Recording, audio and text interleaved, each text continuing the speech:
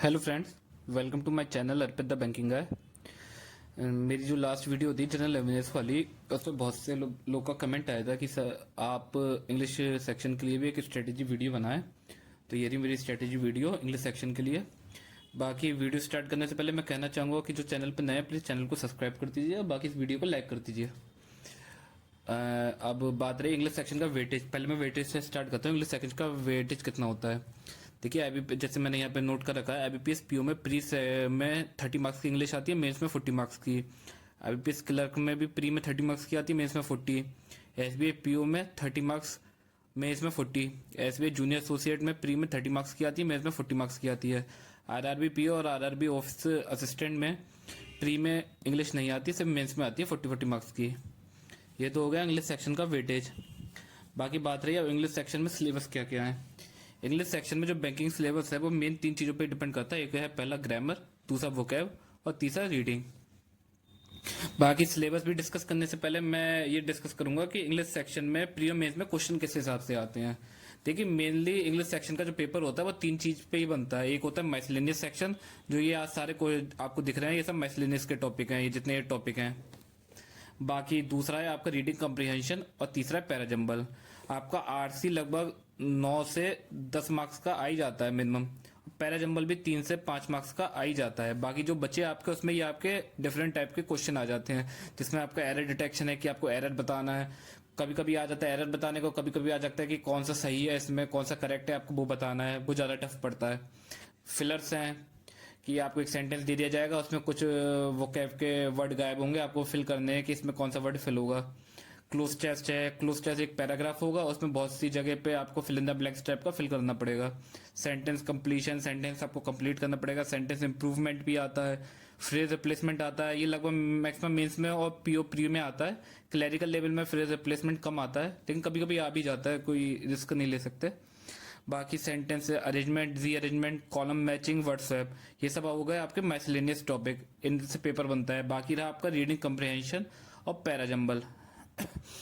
इन सब से मिलकर आपका प्री और मेंस पेपर कंप्लीट हो जाता है। इनसे अलग चीजें कमी आती हैं, बाकी इसी से ही पेपर पूरा कंप्लीट हो जाता है। इनके अलावा और कोई इतने टॉपिक है नहीं इंग्लिश में। बाकी बात रही अब सिलेबस की, कि मैं पहले सिलेबस की बात करता हूँ, फिर आपको बताता हूँ कि मैंने क्वेश्चन किस हिसाब से प्रिपेयर करे थे। देखिए, आपको जो पहला सेक्शन है ग्रामर सेक्शन है। ग्रामर सेक्शन आपका mainly tenses, parts of speech, voices, voices में आपका एक्टिव पैसिव वॉइस और सब्जेक्ट वर्ब एग्रीमेंट, इन पे डिपेंड करता है। बाकी मैं अपनी बताता हूँ कि मेरी गलती, जब मैंने अपनी प्रिपरेशन स्टार्ट करी थी, मैंने 2021 से अपनी प्रिपरेशन स्टार्ट करी थी, तो इंग्लिश मेरी इतनी ज़्यादा स्ट्रांग थी नहीं, तो मुझे इंग्लिश में बहुत दिक्कत रहती थी। मॉक में भी मेरे मार्क्स ऐसे ही आते थे 10 to 15, इससे ज़्यादा बहुत कम ही आते थे। बाकी मैं उस टाइम पे ना इंग्लिश को बहुत ज़्यादा टाइम देता था। ग्रामर सेक्शन का मैंने एक कोर्स कंप्लीट करा था निमिषा मैम का, निमिषा बंसल मैम ने अनअकैडमी पे कराया था। लेकिन जब इतना करने के बावजूद भी मुझे कोई इतना अच्छा रिजल्ट उससे मिला नहीं। बाकी फिर जब एग्ज़ाम नहीं निकले, मैंने अपने आप का एनालिसिस करा कि कहाँ गलती करी, कहाँ मैंने लैग करा। वहाँ बस मैंने ये देखा कि मैंने इंग्लिश सेक्शन को ना एज अ सब्जेक्ट के तौर पे लिया। मुझे इंग्लिश को एज अ लैंग्वेज के तौर पे लेना चाहिए था। अगर हम इंग्लिश को एज अ लैंग्वेज के तौर पे लेते हैं ना, तो इंग्लिश हमें ज़्यादा आसान लगती है।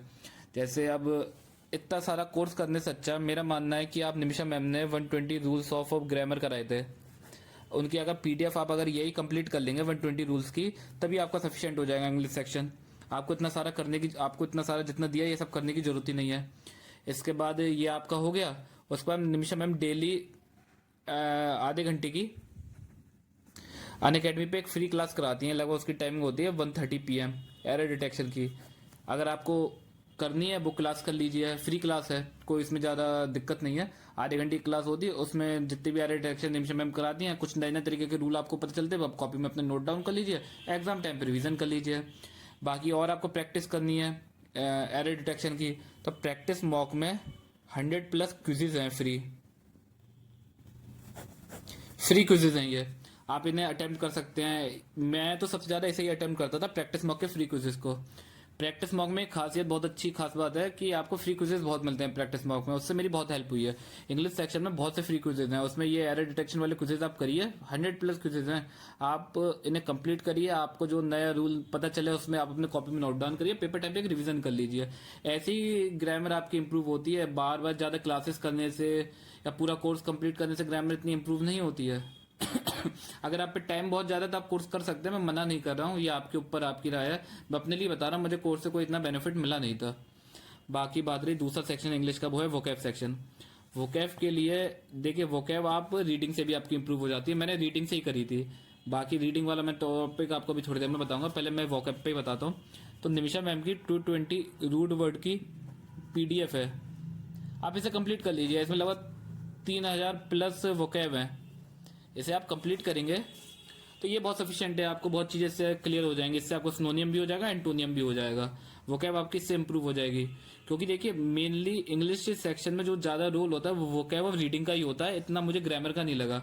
अगर आपकी वोकैब और रीडिंग अच्छी स्ट्रांग है तो इंग्लिश का एग्जाम आपका 60% प्रियो या मेंस हो आपका क्लियर हो जाएगा, कोई इतनी दिक्कत नहीं है। अगर आपकी रीडिंग अच्छी है, वोकैब अच्छी है, आपको अगर सेंटेंस का स्ट्रक्चर समझ में आता है, वो आपको स्ट्रक्चर आपको रीडिंग और वोकैब रीडिंग से ही आएगा।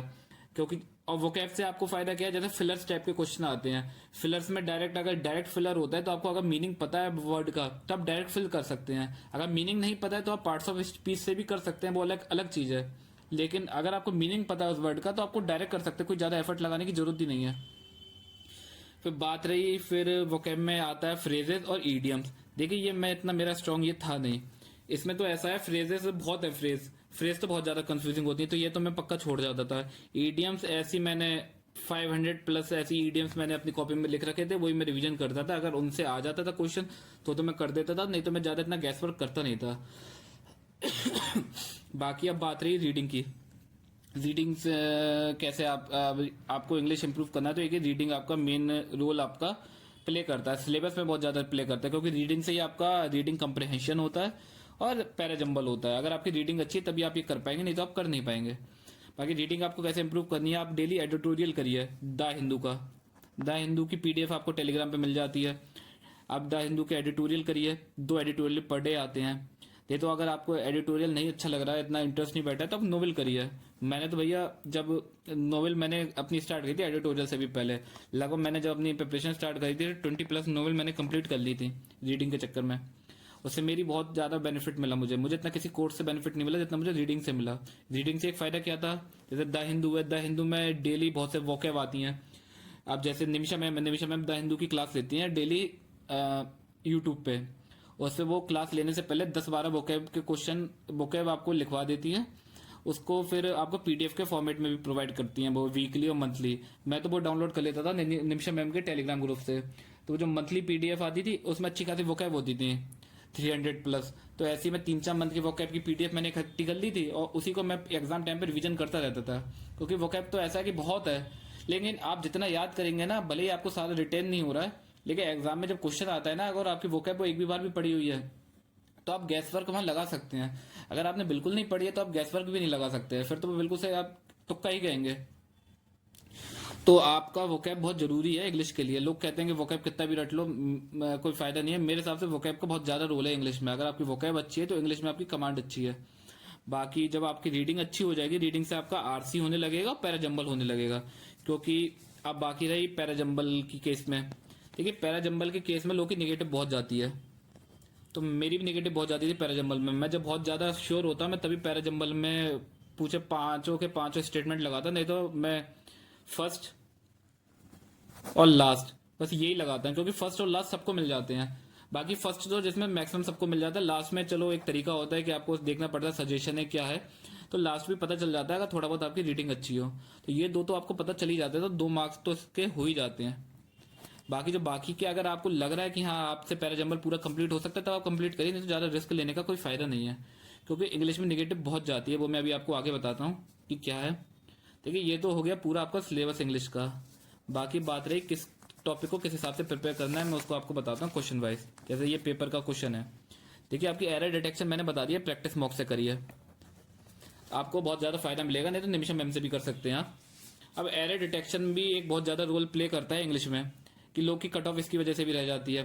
कि बहुत बार ऐसा होता है लोग एरर डिटेक्शन में गैस वर्क बहुत करते हैं। मैं स्टार्टिंग में मैं भी करता था, लेकिन बाद में मैंने करना बंद कर दिया। मैं आपको बताता भी हूँ, जैसे मेरा IBPS क्लर्क का एग्जाम था, इसके प्री में मेरे 19 अटेम्प्ट थे इंग्लिश में, क्योंकि मेरे शिफ्ट में इंग्लिश बहुत टफ थी। एरर तो मुझसे 5 में से सिर्फ 2 ही हो पाए थे और मैंने 19 ही करे थे, और मेरे जो फाइनल मार्क्स आए थे वो 25 आए थे। नॉर्मलाइजेशन होके। और ऐसा भी नहीं 19 मेरे पूरे सही थे, 19 मेरे में कुछ गलत भी हो सकते थे। तो इससे मुझे उस टाइम पे ये पता चला था जब मैं आईबीपीएस कलर के एग्जाम में कि एक्यूरेसी बहुत ज़्यादा रोल प्ले करती है। अगर आपने कम, मैंने 19 जो करे थे ना तो मेरी बहुत अच्छी एक्यूरेसी पे करे थे, मैंने जो आ रहा था मैंने वो ही करा। मैंने कोई भी रिस्क नहीं लिया किसी भी क्वेश्चन में, क्योंकि मुझे प्री की कट ऑफ क्लियर करनी थी। बाकी फिर जब मार्क्स आए ना बढ़ के, मुझे तब समझ में आया कि आपका एरर उसमें इंग्लिश में, इंग्लिश रखें, रीजनिंग रखें, मैथ रखें, आपकी एक्यूरेसी बहुत अच्छा रोल प्ले करती है नॉर्मलाइजेशन में। आपकी अगर एक्यूरेसी अच्छी है तो नॉर्मलाइजेशन में मार्क्स आपके बढ़ के मिलेंगे। तो इस मारे मेरा तो कहना है कि इंग्लिश में भले ही कम अटेम्प्ट करें लेकिन करें सही, ज़्यादा तुक्के के चक्कर में कोई फायदा नहीं है। बहुत से लोग प्री में 80+ अटेम्प्ट कर लेते हैं लेकिन उसमें इंग्लिश में उनके 30 होते हैं और कोई फायदा नहीं है जब मार्क्स उनके 16-17 आ रहे हैं। बहुत से लोग की, अब जैसे बहुत से लोग की कट ऑफ भी रह जाती है सेक्शनल इस चक्कर में। आईबीपीएस पीओ प्री में कट ऑफ गई थी 49 अराउंड, और उसमें मेरा एक फ्रेंड था, उसके इंग्लिश की सेक्शनल क्लियर नहीं हुई लेकिन टोटल जो उसके मार्क्स बैठ रहे थे वो 65+ बैठ रहे थे, रीजनिंग क्वांट और इंग्लिश मिला के। लेकिन उसकी इंग्लिश नहीं हो पाई थी सेक्शनल, क्योंकि इंग्लिश में उसने नेगेटिव बहुत कर दी थी और इंग्लिश की सेक्शनल ज़्यादा गई थी, लगभग 9 अब अभी गई थी, मुझे याद नहीं आ रहा, इतनी गई थी, इससे ज़्यादा ही गई थी इंग्लिश की सेक्शनल। तो इस हमारे सेक्शनल भी आपको क्लियर करनी है प्री में। तो ये तो आपका रहा प्री का। बाकी और भी चीज़ें जैसे एरर डिटेक्शन होगी, फिलर्स की भी आपको क्विजेज आपकी प्रैक्टिस मॉक के ऐप पे मिल जाएंगी, फ्री क्विजेज होती हैं। और अगर आप मॉक दे रहे हैं तो क्विजेज आपका वहीं से रिवीजन होता रहेगा, नहीं तो आप और ज़्यादा करना चाहें तो एक 10-10 मिनट की क्विजेज होती हैं, 10-10 मिनट की एक एक क्विज आप डेली दे देंगे, आपको फायदा हो जाएगा उससे। फिलर्स है, क्लोज टेस्ट है, इन सबकी क्विजेज आपको प्रैक्टिस मॉक पे मिलेंगी। बाकी कॉलम मैचिंग है, व्हाट्सएप है, ये आपको आपके मॉक से आपका इसका रिवीजन होता रहेगा। ये भी बहुत ज़्यादा रोल आता है, कॉलम मैचिंग भी बहुत बार आ जाता है, व्हाट्सएप भी आ जाता है, ये बहुत ईजी टॉपिक है व्हाट्सएप, ये सबसे ज़्यादा मार्क्स दिलाता है ये टॉपिक। बाकी फ्रेज रिप्लेसमेंट, ये तो देखिए मैक्सिमम पीओ प्री में या मेंस में आता है। ये क्लैरिकल प्री में ऐसे क्वेश्चन कम आते हैं लेकिन कभी कभी आ भी जाते हैं। बाकी रही आरसी, देखिए आरसी का बहुत ज़्यादा रोल है इंग्लिश में। आरसी अगर आपका स्ट्रांग है तभी आपकी इंग्लिश अच्छे मार्क्स आ पाएंगे। मेरी आरसी स्टार्टिंग में दिक्कत होती थी, अब नहीं है। देखिए पहले आरसी आते थे जिसमें आप डायरेक्ट कीवर्ड मार्क करा और सॉल्व कर दिया, उसमें से आर्ट्स पैरा में जाकर ढूंढा और आपको मिल गया। अब आरसी ऐसे नहीं आ रहे हैं एग्जाम में, अब आरसी आ रहे हैं इन्फ्रेंस वाले। अगर आपकी रीडिंग की हैबिट है तभी आप इन्फ्रेंस निकाल पाएंगे, नहीं तो आप इन्फ्रेंस नहीं निकाल पाएंगे एग्जाम में। कभी कभी अगर आपका लक अच्छा है तभी आपको आरसी मिल जाएगा डायरेक्ट कीवर्ड वाले, नहीं तो इन्फ्रेंस वाला अगर आरसी आ गया तो आपको बहुत दिक्कत हो जाएगी। और उसमें लगभग आरसी में 9 क्वेश्चन में से 4 से 5 क्वेश्चन इन्फ्रेंस के होते हैं। फिर ऐसी पैराजंबल है, पैराजंबल भी आपकी रीडिंग से ही इंप्रूव होगी। जब आपका ये प्री सेक्शन इंप्रूव हो जाएगा ना तो मेंस भी आपका इसी से इंप्रूव हो जाएगा। मेंस में तो आपका मैक्सिमम रीडिंग ही आती है, जो ये आपका प्री में, जैसे मेंस में आपका क्या है, जैसे फिलर्स हैं, डबल फिलर आ जाएगा, ट्रिपल फिलर आ जाएगा, प्री में आपका सिंगल फिलर आता है। मतलब आपकी जब प्री की तैयारी अच्छी हो जाएगी तो मेंस की भी तैयारी आपकी साथ में अच्छी हो जाएगी। तो आपको इंग्लिश की प्री की आप इंप्रूव करिए अपना, मेंस का भी आप साथ में अपना देते रहिए। बाकी मैं एक बात ये कहूंगा कि मेंस का सेक्शनल मॉक, अगर आपकी कोई मॉक टेस्ट है तो वीक में दे दीजिए एक बार पर वीक। सेक्शन मॉक अगर मेंस का आप देंगे ना तो उससे आपकी मेंस की भी प्रिपरेशन होती रहेगी प्री के साथ। बाकी प्री तो आप कर ही रहे हैं, अगर आपको प्री क्लियर नहीं हो रहा है।